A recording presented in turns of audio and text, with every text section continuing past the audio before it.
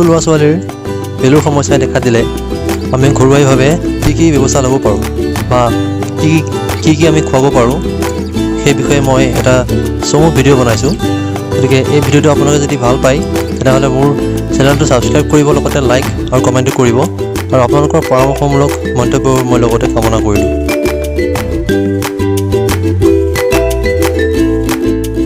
মহানিমৰ পাতৰ ৰস খুন্দি খালী পেটত এচামুচ বা দুচামুচ খোৱালেও ল'ৰা ছোৱালীৰ পেলুৰ সমস্যাৰ কিছু উপশম পোৱা দেখা যায়।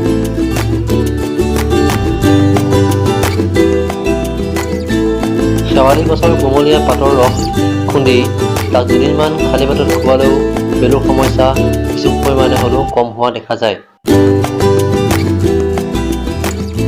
আনাৰস গছৰ কোমলীয়া পাত খুন্দি তাৰ ৰস খালী পেটত এচামুচ বা দুচামুচ খুৱাব পাৰি। কেঁচা হালধিৰ ৰস খালী পেটত খুন্দি এচামুচমান বা দুচামুচমান নিয়মীয়াকৈ যদি খুৱায় পেলুৰ সমস্যাই কিছু পৰিমাণে হ'লেও কম হোৱা আমি দেখিবলৈ পাওঁ।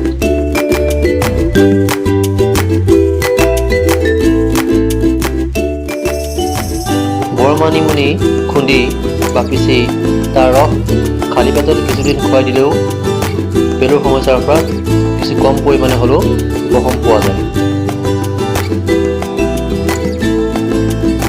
গোল নেমুৰ গুটি কেইটামান শুকুৱাই গুড়ি কৰিব। তাৰ পাছত তাক এচামুচ বা দুচামুচ পানীৰ লগত মিহলাই খালী পেটত খুৱাই দিব।